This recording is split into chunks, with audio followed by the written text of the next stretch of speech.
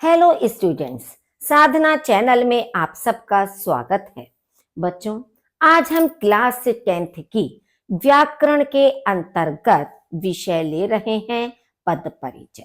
आज पद परिचय का सैंपल हम आपके सामने स्पष्ट करेंगे कि किस तरह से बोर्ड की परीक्षा में आपके प्रश्न पूछे जाएंगे और आपको उनका समाधान करते समय, उत्तर देते समय किन किन बातों पर अपना ध्यान केंद्रित करना है कि ताकि आप उसका सही जवाब दे सकें। उन सारी बातों को आप ध्यान से इस वीडियो के अंतर्गत सुनिए और समझिए, ताकि उससे मिलते जुलते एग्जाम्पल भी यदि आपकी परीक्षा में आते हैं तो आप आसानी से उन्हें सॉल्व कर सके। तो देखिए, विषय है हमारा पद परिचय।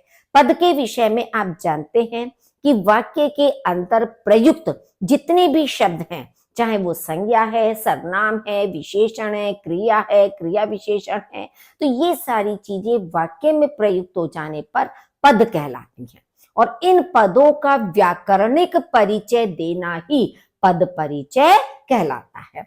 अब पद परिचय सही से करने के लिए आपको सारे जितनी भी व्याकरणिक इकाइयां हैं, चाहे वो संज्ञा है, सर्वनाम है, विशेषण है, क्रिया है, या फिर आपके जो अविकारी हैं जैसे समुच्चय बोधक, संबंध बोधक, विस्मयादि बोधक, क्रिया विशेषण, इन सब की पहचान मालूम होनी चाहिए। इन सब के भेद आपको अच्छी प्रकार से ज्ञात होने चाहिए और इसके साथ ही साथ लिंग और वचन का भी ज्ञान होना चाहिए, तभी आप ठीक से पद परिचय कर सकते हैं। तो इसके लिए मैं अपने इस चैनल पर इन सारी व्याकरणिक इकाइयों को अलग अलग भी स्पष्ट कर चुकी हूँ। यदि आप उसे चाहें तो वहां से आप देखकर समझ सकते हैं, क्योंकि भिन्न भिन्न प्रकार के उदाहरणों से मैंने सबके भेद आपको स्पष्ट किए थे। तो चलिए अब शुरू करते हैं हम पद परिचय। देखिए, पद परिचय में आपका प्रश्न यही दिया हुआ होता है कि रेखांकित पदों का परिचय दीजिए। क्यों? क्योंकि वैसे तो वाक्य में आप हर शब्द का पद परिचय कर सकते हो, तो आपको तो हर एक का नहीं करना है। वहां एक एक नंबर का, आपके 4 नंबर का ये प्रश्न आता है, यानी कि 4 पदों का परिचय आपसे पूछा जाएगा। ये भी हो सकता है किसी वाक्य में 2 आपके रेखांकित हो, किसी वाक्य में 1 ही आपका रेखांकित हो, लेकिन जो भी पद आपका रेखांकित होगा केवल मात्र आपको उसका ही परिचय देना है। अभी तक बोर्ड की परीक्षा में आपका ये बहुविकल्पी प्रश्नों के रूप में आता था, एमसीक्यू में आता था, लेकिन इस बार आपका ये पैटर्न चेंज हुआ है, तो इसलिए आप उसमें तुक्का भी नहीं लगा सकते हो। जैसे उसमें तो आपने मिलता जुलता देखा, आपने निशान लगा दिया। इसमें तो आपको अपनी समझ से ही लिखना है, तो पूरी जानकारी होना आवश्यक है। तो फर्स्ट है आपका, लोगों ने पुलिस पर पत्थर फेंके। अब लोगों ने, ये आपका रेखांकित पद है। अब आपको मालूम है कि लोगों ने, इसमें किसी व्यक्ति का नाम नहीं दिया है। यदि किसी व्यक्ति का नाम होता, राम ने, मोहन ने, तब तो वो आपका हो जाता व्यक्तिवाचक संज्ञा। अब लोग आपका संज्ञा है। पहले तो आपको पहचानना है कि लोगों ने क्या चीज है, संज्ञा है, सर्वनाम है, विशेषण है, क्या है। अब आपने अगर पहचान लिया कि लोग व्यक्ति जो है ये संज्ञा शब्द है, अब संज्ञा का भेद कौन सा है, तो ये आपका जातिवाचक संज्ञा है, क्योंकि संपूर्ण व्यक्तियों की एक जाति का बोध करा रहा है लोगों ने। तो ये आपका हो गया जातिवाचक संज्ञा, पुल्लिंग हो गया। अब लोगों ने, तो ये बहुवचन हो गया। 3 पॉइंट हो गए आपके, जातिवाचक संज्ञा, पुल्लिंग, बहुवचन। अब लोगों ने है फेंके पत्थर, तो ये कर्ता का काम कर रहा है, तो कर्ता कारक हो गया। तो संज्ञा के पद परिचय में ये 4 पॉइंट्स तो आपके आवश्यक ही हैं कि आप संज्ञा का भेद लिखें, लिंग लिखें, वचन लिखें और उसमें कारक लिखें। तो कारक इसमें है आपका कर्ता कारक। 4 पॉइंट्स लिखेंगे, पूरा 1 नंबर आपको प्राप्त होगा। और वैसे इसमें यह भी होता है कि फेंके क्रिया के साथ कर्ता का संबंध। देखिए, 4 पॉइंट्स आपको हर एक में लिखना आवश्यक है। सेकंड है पत्थर। अब आप पत्थर देखेंगे कि पत्थर क्या चीज है। पत्थर कोई सर्वनाम विशेषण तो है नहीं, ये भी आपका संज्ञा है। अब संज्ञा कौन सी है? द्रव्यवाचक संज्ञा। क्योंकि द्रव्यवाचक संज्ञा में आपने पढ़ा होगा कि कि चाहे तो तरल हो चाहे ठोस हो, यानी किसी से भी अगर किसी वस्तु का निर्माण भी होता है तो वो चीज हमारी द्रव्यवाचक में आती है। जैसे मान लीजिए दूध है, दही है, घी है, तेल है, पानी है, इन सब से कोई ना कोई चीज बनती है। कोई मेटल आपकी धातु, सोना, चांदी, तांबा, लोहा, जस्ता, पीतल कुछ भी हो सकती है, लकड़ी हो सकती है, ऊन हो सकती है, क्योंकि इनसे किसी ना किसी चीज का निर्माण हो रहा है। ऐसे ही पत्थर है, पत्थर से भी तो मूर्तियां बनाई जाती हैं, पत्थर से औजार भी बनाए जाते हैं, तो पत्थर भी आपका द्रव्यवाचक संज्ञा है। अब पत्थर फेंके, एक पत्थर नहीं फेंका, पत्थर फेंके, तो यानी कि ये भी आपका बहुवचन है, पुल्लिंग, क्योंकि हम कहते हैं ना पत्थर फेंका, ये नहीं कहेंगे पत्थर फेंकी। आप इस तरह से वाक्य बनाकर देख लिया करिए कि क्या वो स्त्रीलिंग के रूप में प्रयुक्त हो सकता है, नहीं, तो इसका मतलब पत्थर भी हमारा पुल्लिंग है और बहुवचन है। अब क्या फेंके, पत्थर फेंके, तो इसका मतलब पत्थर हमारा कर्म कारक है, क्योंकि क्या करके अगर हम प्रश्न पूछते हैं तो हमारा अगर उत्तर मिलता है तो वो कर्म कारक होता है, तो पत्थर हमारा कर्म कारक है और फेंके क्रिया के साथ कर्म का संबंध है। देखिए, क्रिया के साथ संबंध केवल कर्ता और कर्म का ही होता है और किसी कारक का नहीं होता है। क्यों? क्योंकि या तो क्रिया कर्ता के अनुसार प्रयुक्त होगी या क्रिया आपकी कर्म के अनुसार प्रयुक्त होगी, बाकी किसी कारक के अनुसार क्रिया का प्रयोग नहीं होता है। तो इस तरह से ये दोनों संज्ञा के पद आपको स्पष्ट हो गए होंगे कि हमें संज्ञा के पद परिचय में क्या क्या बताना है। सेकंड है, तुमने उसे क्यों बुलाया। अब तुमने शब्द, तुमने आपका सर्वनाम है, क्योंकि यहां पर कोई नाम नहीं दिया है, और वैसे भी संज्ञा के स्थान पर प्रयोग किए जाने वाले शब्द को हम सर्वनाम कहते हैं, तो तुमने यहां पर आपका सर्वनाम है। अब सर्वनाम का कौन सा भेद है, पुरुषवाचक सर्वनाम। अब पुरुषवाचक सर्वनाम में भी तीन होते हैं, उत्तम, मध्यम और अन्य। तो तुम, क्योंकि हम जब किसी से कोई बात कहते हैं तो जिससे कह रहे हैं वो हमारा मध्यम पुरुषवाचक सर्वनाम होता है, तो ये आपका हो गया मध्यम पुरुषवाचक सर्वनाम, एक वचन हो गया। ठीक है, अब आप कहोगे कि इसमें लिंग, लिंग हम कैसे पहचाने, क्योंकि तुमने का प्रयोग हम स्त्रीलिंग के भी लिए कर सकते हैं और हम पुल्लिंग के लिए भी कर सकते हैं। भाई, दो लड़कियां भी तो आप इसमें कह सकती हैं कि तुमने उसे क्यों बुलाया, या दो लड़के भी आपस में कह सकते हैं तुमने उसे क्यों बुलाया। तो ऐसी स्थिति में हम कहते हैं उभयलिंग। दो तरह से लिख सकते हो, या तो पुल्लिंग ऑब्लिक स्त्रीलिंग करके लिखो, या फिर उभयलिंग लिखो। उभयलिंग का मतलब है कि दोनों लिंगों में इसका प्रयोग किया जा सकता है, तो दोनों तरीके लिखने के हैं।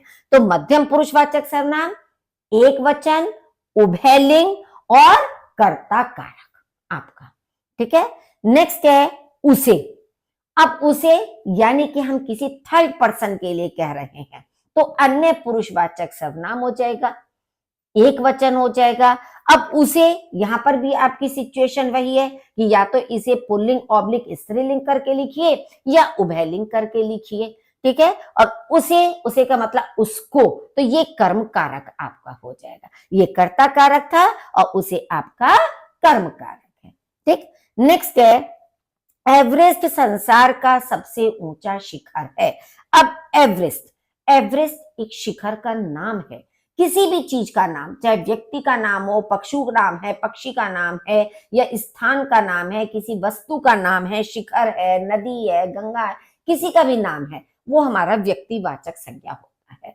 तो एवरेस्ट यहाँ पर शिखर का नाम है, तो ये हमारा व्यक्तिवाचक संज्ञा है, एक वचन है, क्योंकि एक ही एवरेस्ट पर्वत आपका है, एक वचन हो गया, पुल्लिंग हो गया, और ये कर्ता कारक है। ठीक है, तो व्यक्तिवाचक संज्ञा, एक वचन, पुल्लिंग और कर्ता कारक। नेक्स्ट है, आज समाज में विभीषणों की कमी नहीं है। अब विभीषण शब्द सुनकर ये मत सोच लीजिए कि ये रावण का भाई विभीषण का नाम लिखा गया है, नहीं, विभीषणों, विभीषण नहीं लिखा, विभीषणों, यानी कि विभीषण के अंदर जो विचार थे, जो क्वालिटीज थी, या जो भी चीज था, स्वभाव कह सकते हो कि जैसा स्वभाव विभीषण का था वैसे स्वभाव वाले लोगों के लिए इस शब्द का प्रयोग किया गया है। तो समाज में विभीषणों की कमी नहीं है। विभीषण से मतलब क्या था, कहते थे ना घर का भेदी लंका ढाए, कि विभीषण ने रावण का भेद राम को बताया था, तो ऐसे व्यक्तियों के लिए इस चीज का प्रयोग किया जाता है। तो ये हमारे शब्द आ जाते हैं जातिवाचक संज्ञा में, कि विभीषण जैसी जाति के लोग। तो ये हमारा हो गया जातिवाचक संज्ञा, बहुवचन हो गया, पुल्लिंग हो गया। अब विभीषणों की, तो ये हमारा है संबंध कारक। संबंध कारक में, क्योंकि का, की, के, रा, री, रे संबंध कारक में आता है, तो ये आपका आ जाएगा संबंध कारक। ठीक है, तो जातिवाचक संज्ञा, बहुवचन, पुल्लिंग और संबंध कारक। मैं जल्दी घर आ गया ताकि अच्छी तरह सो पाऊं। मैं से मतलब है उत्तम पुरुषवाचक सर्वनाम, क्योंकि मैं, मेरा, मुझको, मेरे लिए, ये सब उत्तम पुरुषवाचक सर्वनाम में आते हैं। तो मैं उत्तम पुरुषवाचक सर्वनाम है। अब आ गया, इसका मतलब पुल्लिंग है, आ गई होता तो स्त्रीलिंग होता, तो पुल्लिंग हो गया।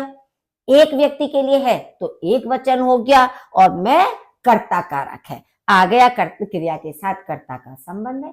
देखिए 4 अगर आप लिख रहे हैं तो तब भी सफिशिएंट है, उत्तम पुरुषवाचक, एक वचन, पुल्लिंग और कर्ता कारक। ताकि, ताकि हमारा क्या है, देखिए 2 वाक्य है, मैं जल्दी घर आ गया अच्छी तरह सो सकूं। तो ताकि हमारा क्या है, एक कंजक्शन है, समुच्चय बोधक अव्यय है, कि 2 वाक्यों को परस्पर जोड़ रहा है। समुच्चय बोधक अव्यय में, या ये भी कह सकते हो कि जितने भी अविकारी आपके पद हैं, क्रिया विशेषण, समुच्चय बोधक, संबंध बोधक या विस्मयादि बोधक, इसमें हमें ज्यादा पॉइंट्स नहीं लिखने होते हैं, 1 या 2 ही पॉइंट्स हमें इसमें लिखने होते हैं। तो इसमें केवल मात्र आप लिखोगे समुच्चय बोधक अव्यय, ये तो पहचान आपको लिखनी पड़ेगी, और 2 वाक्यों को परस्पर जोड़ने का कार्य कर रहा है। वह खुशी के मारे चीख पड़ा। अब के मारे, आप इंग्लिश में जैसे प्रपोजिशंस पढ़ते हो, हिंदी में प्रपोजिशंस को हम कहते हैं संबंध बोधक अव्यय। तो ये है के मारे, कहते हैं कि ड्यू टू हैप्पीनेस, तो मतलब हैप्पीनेस के कारण, खुशी के कारण वह चीख पड़ा, उछल पड़ा। तो के मारे हमारा संबंध बोधक अव्यय है, और यह खुशी के साथ संबंध को प्रकट कर रहा है। तो के मारे, के सामने, के निकट, इतने जितने भी होते हैं, के बिना, जैसे कहते हैं ना विदाउट, इन फ्रंट ऑफ, इस तरह से नियर, तो ये सब हमारे जितने भी इंग्लिश के प्रपोजिशन हैं, आप इंग्लिश में ट्रांसलेट करके देख लीजिए, आपको प्रपोजिशन समझ में आ गया तो समझ लीजिए के मारे आपका संबंध बोधक अव्यय है। और किसके कारण है, खुशी, खुशी के साथ संबंध है। ठंडी पुरवाई चल रही है, ठंडी, अब पुरवाई, पुरवाई का मतलब हवा, उसमें होता है ठंडी पुरवाई चल रही है।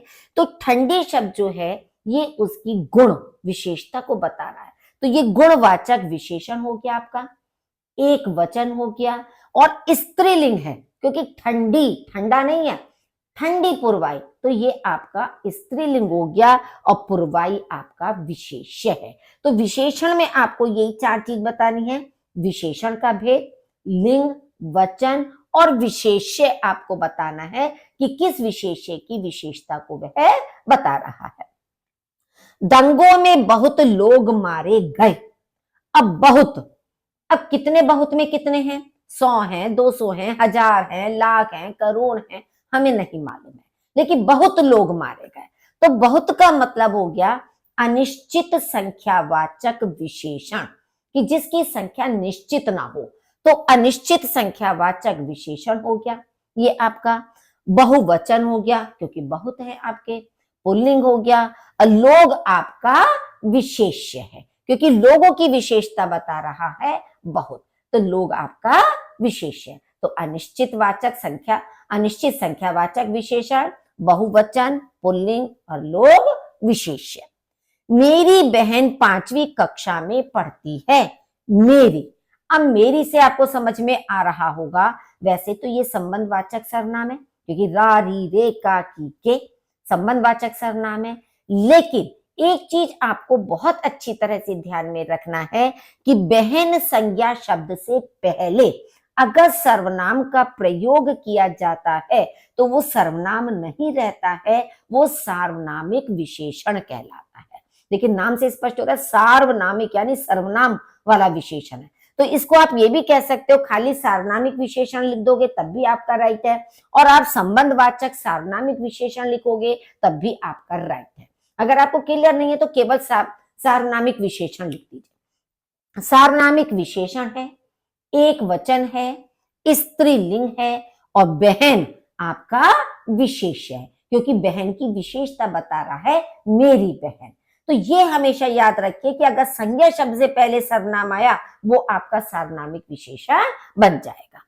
5वीं कक्षा में, अब 5वीं एक क्लास निर्धारित है, 5th क्लास में है, तो 5वीं आपका निश्चित संख्यावाचक विशेषण हो गया।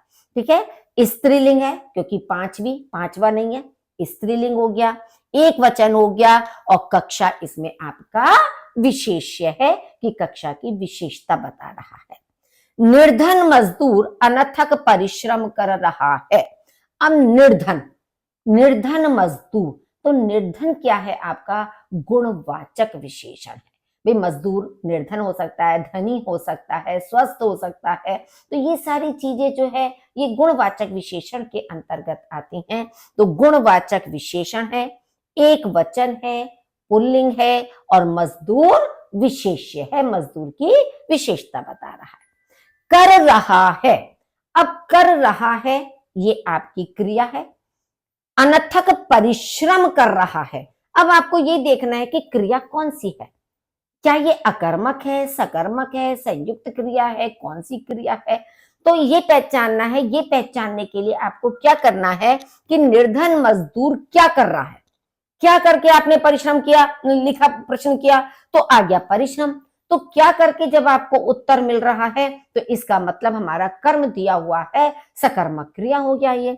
तो ये आपका कर रहा सकर्मक क्रिया हो गया, एक वचन है, पुल्लिंग है आपका, और फिर इसमें क्या लिखेंगे आप, कौन सा है, वर्तमान काल है। क्रिया के पद परिचय में देखिए कि आप क्रिया का भेद अकर्मक या सकर्मक लिखेंगे, लिंग लिखेंगे, पुल्लिंग हो गया, वचन लिखेंगे, एक वचन हो गया, काल लिखेंगे तो ये वर्तमान काल हो गया, कर रहा है।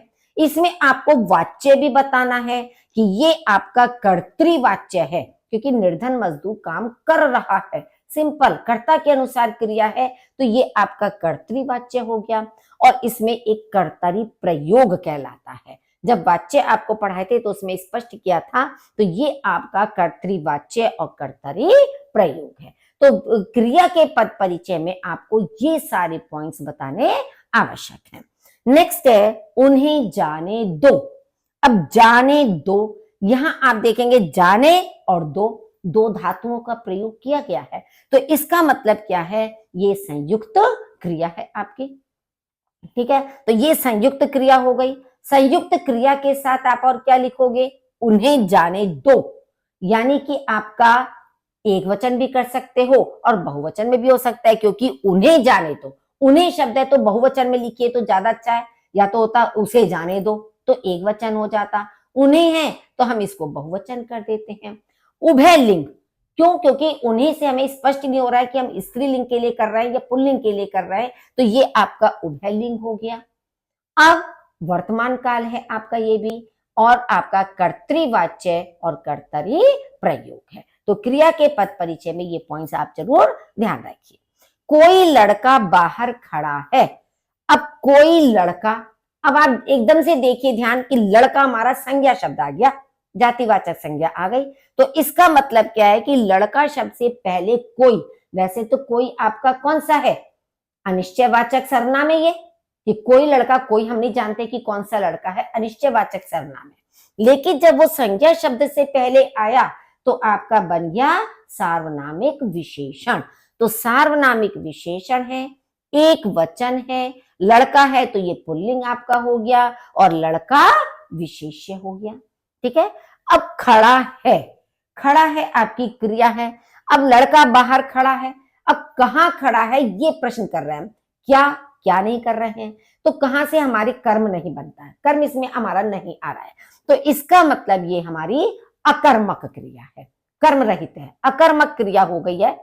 एक वचन है, पुल्लिंग है, ठीक है, आपका वर्तमान काल है, खड़ा है, और आपका कर्तृवाच्य और कर्तरी प्रयोग है। लड़की मधुर गीत गाती है। अब मधुर गीत, गीत आपका संज्ञा शब्द है। संज्ञा शब्द से पहले आप देखेंगे मधुर शब्द है, तो मधुर आपका हो गया गुणवाचक विशेषण, क्योंकि गीत की विशेषता बताई जा रही है कि भाई मधुर गा रही है, मीठा गा रही है, तो मधुर आपका गुणवाचक विशेषण हो गया, एक वचन हो गया। अब गीत पुल्लिंग है तो ये भी आपका पुल्लिंग हो गया, तो गुणवाचक विशेषण, एक वचन, पुल्लिंग, और गीत विशेष्य हो गया। अब यहां पर आपको एक चीज ध्यान रखनी है, अगर हम इसी वाक्य को कहते लड़की मधुर गाती है, हम गीत शब्द हटा देते, ठीक है, और मधुर तब भी हमारा रेखांकित होता, तो क्या हम मधुर को विशेषण करते? नहीं। क्यों? क्योंकि वह गाती है क्रिया से पहले मधुर आता, तो ये हमारा एडवर्ब बन जाता, क्रिया विशेषण बन जाता, रीतिवाचक क्रिया विशेषण बन जाता, मधुर गाती है, क्योंकि वो संज्ञा की विशेषता नहीं बता रहा, फिर वो क्रिया की विशेषता बताता। तो कभी कभी इस तरह के सेंटेंस भी आपके एग्जाम में आ जाते हैं कि आप उसको कितना पहचान पा रहे हो, विशेषण और क्रिया विशेषण में अंतर कर पा रहे हैं या नहीं। तो इस तरह से ये मधुर आपका विशेषण है। गाती है, गाती है आपका सकर्मक क्रिया है। क्यों? क्योंकि गीत कर्म है आपका, क्या गाती है? मधुर गीत गाती है, तो ये सकर्मक क्रिया हो गया, एक वचन है, स्त्रीलिंग है, वर्तमान काल है, कर्तृवाच्य और कर्तरी प्रयोग। हम इसमें धातु भी बता सकते हैं, गाना धातु है हमारी, गाना धातु से गाती है बना है, क्योंकि बहुत सारे पॉइंट्स आ जाते हैं हमारे क्रिया के अंतर्गत। यह पुस्तक किसकी है? अब यह पुस्तक, पुस्तक वही जातिवाचक संज्ञा है। अब यह निश्चयवाचक सर्वनाम है आपका, तो पुस्तक संज्ञा शब्द से पहले निश्चयवाचक सर्वनाम का प्रयोग हुआ है, तो ये बन गया आपका सार्वनामिक विशेषण। तो सार्वनामिक विशेषण, एक वचन, स्त्रीलिंग, क्योंकि पुस्तक स्त्रीलिंग होता है, पुल्लिंग नहीं होता है, तो सार्वनामिक विशेषण, एक वचन, स्त्रीलिंग, और पुस्तक हमारा विशेष्य है। हमारे देश की मुख्य समस्या गरीबी है। अब आप देखेंगे मुख्य समस्या, समस्या आपका क्या है? संज्ञा शब्द है। अब संज्ञा शब्द से पहले मुख्य, मुख्य आपका हो गया गुणवाचक विशेषण, तो ये गुणवाचक विशेषण है, एक वचन है, स्त्रीलिंग, क्योंकि समस्या स्त्रीलिंग शब्द है, तो ये स्त्रीलिंग हो गया, और समस्या हमारा विशेष्य हो गया, यानी समस्या की विशेषता बता रहा है। मरीज के द्वारा दवा खाई गई। अब खाई गई क्रिया का प्रयोग क्या है? यहाँ पर खाई गई हमारी क्रिया है। अब खाई गई क्योंकि हमारी किसके अनुसार प्रयुक्त हुई है? दवा के अनुसार। भाई मरीज के द्वारा क्या खाई गई? दवा खाई गई, तो क्या करके हमें उत्तर मिल रहा है? तो इसका मतलब ये हमारी सकर्मक क्रिया हुई, सकर्मक क्रिया है, एक वचन है, और दवा हमारी स्त्रीलिंग है, और खाई गई वैसे भी, तो ये आपका स्त्रीलिंग हो गया। अब यहाँ पर हमारा वाच्य चेंज हो जाएगा, क्यों? क्योंकि हमारी क्रिया कर्म के अनुसार प्रयुक्त हुई है, ठीक है। हम ये नहीं कह रहे कि मरीज दवा खाता है, मरीज के द्वारा दवा खाई गई, तो कर्म के अनुसार जब हमने क्रिया का प्रयोग किया तो ये हमारा कर्मवाच्य हो गया, यहाँ कर्तृवाच्य नहीं होगा, कर्मवाच्य है, तो प्रयोग भी हमारा कर्मणि प्रयोग होगा, ठीक है। तो ये क्रिया में भी कभी कभी इस तरह की चीज आ जाती है कि जो वाच्य आप पहचान रहे हो, तो ये देखिए कि हमारी क्रिया किसके अनुसार, क्या कर्ता के अनुसार प्रयुक्त हो रही है या फिर हमारी कर्म के अनुसार प्रयुक्त हो रही है, उसी के अनुसार आपको वाच्य को लिखना है। वह बगीचे के सामने बैठी है, के सामने का मतलब इन फ्रंट ऑफ, पार्क, ये हो गया। तो इन फ्रंट ऑफ आपका प्रपोजिशन हो गया, आप इस तरह से ट्रांसलेट करके अगर देख रहे हैं तो ये आपका हो गया संबंध बोधक अव्यय, वह और बगीचे के बीच के संबंध को प्रकट कर रहा है, संबंधवाचक आपका अव्यय हो गया। नेक्स्ट है वह कितना सुंदर स्वेटर है, वह। अब वह के आगे आप देखेंगे विस्मयादि बोधक चिन्ह का भी प्रयोग किया गया है, तो ये तो हम आसानी से पहचान लेते हैं आपका, तो ये आपका हो गया विस्मयादि बोधक अव्यय, और किस भाव को प्रकट कर रहा है? हर्ष के भाव को प्रसन्नता या खुशी के भाव को प्रकट करता है। तो इसमें भी केवल आपको दो ही चीजें बतानी है, जैसे समुच्चय बोधक में दो चीजें बताई, संबंध बोधक में दो चीजें बताई, ऐसे ही आपको विस्मयादि बोधक में भी दो ही चीजें बतानी है कि ये विस्मयादि बोधक है और हर्ष के भाव को प्रकट कर रहा है। उसने मेरी बातें ध्यान पूर्वक सुनी।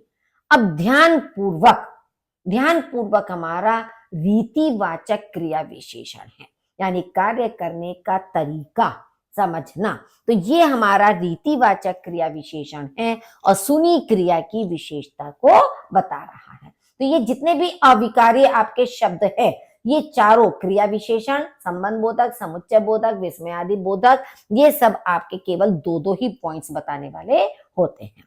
उसने मेहनत से सफलता अर्जित की। अब मेहनत शब्द हमारा भाववाचक संज्ञा में आता है। भाववाचक संज्ञा कौन सी होती है? जिसे केवल हम महसूस कर सकते हैं, फील कर सकते हैं, देख नहीं सकते, तो वो हमारी भाववाचक संज्ञा होती है। तो मेहनत से भाववाचक संज्ञा है, एक वचन है आपका, स्त्रीलिंग है। और से सफलता किससे प्राप्त की? मेहनत से। तो ये हमारा करण कारक के अंतर्गत आता है। ठीक है, तो भाववाचक संज्ञा, एक वचन, स्त्रीलिंग और करण कारक। यात्री रास्ते भर गाता गया। अब भर शब्द देखिए भर का कोई मीनिंग नहीं है हमारा। जैसे आप देखेंगे कि मैं भी चलूंगा, भी, वह रात भर पढ़ता रहा, भर शब्द हो गया। वह अभी तक नहीं आया, तक शब्द हो गया। तो इस तरह के कुछ शब्द होते हैं जो किसी एक शब्द पर विशेष बल देते हैं, जोड़ देते हैं। तो यहां पर भी देखिए, यात्री रास्ते भर गाता रहा, तो भर हमारा जो है ये निपात कहलाता है।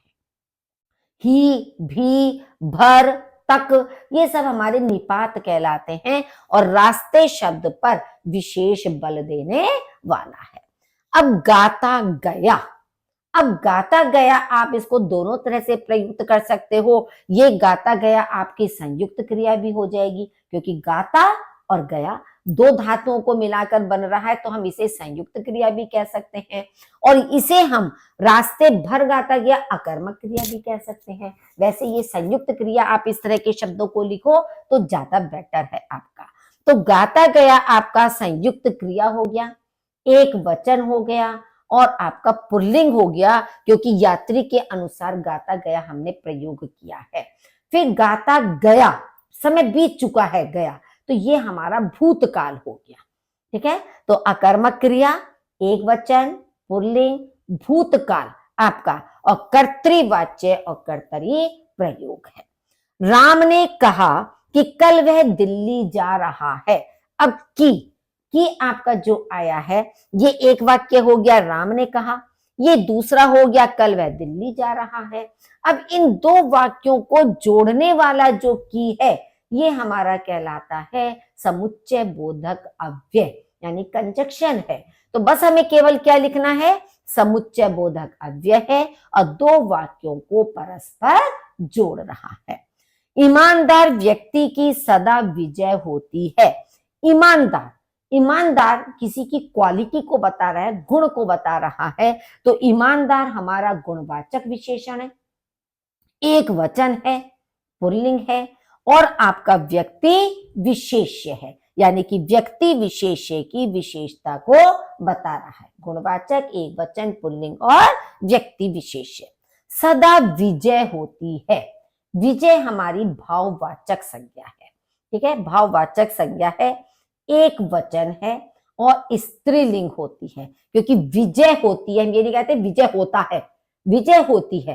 तो एक वचन स्त्रीलिंग आपका शब्द है और यहाँ पर ये कर्ता कारक है, क्योंकि विजय होती है, उसी के अनुसार हमने इसमें प्रयोग किया गया है। शायद सुबह तक वर्षा हो जाए। शायद शब्द हमारा रीतिवाचक क्रिया विशेषण के अंतर्गत आता है। तो ये आपका रीतिवाचक क्रिया विशेषण है और हो जाए क्रिया की विशेषता को बता रहा है। जल्दी चलो, गाड़ी छूट जाएगी। अब जल्दी शब्द भी हमारा क्रिया विशेषण है। हम किसी से कह रहे हैं ना जल्दी चलो, तो जल्दी का मतलब है ये आपका रीतिवाचक क्रिया विशेषण है और चलो क्रिया की विशेषता को बता रहा है। गाड़ी छूट जाएगी। अब गाड़ी शब्द हमारा किसी गाड़ी का नाम नहीं दिया, ट्रेन का नाम नहीं दिया, तो इसका मतलब क्या है, ये हमारी जातिवाचक संज्ञा है। तो जातिवाचक संज्ञा एक वचन और आपका ये स्त्रीलिंग है, क्योंकि ट्रेन छूट जाएगी स्त्रीलिंग की तरह से। तो जातिवाचक संज्ञा एक वचन स्त्रीलिंग और ये कर्ता कारक के रूप में प्रयुक्त हुआ है।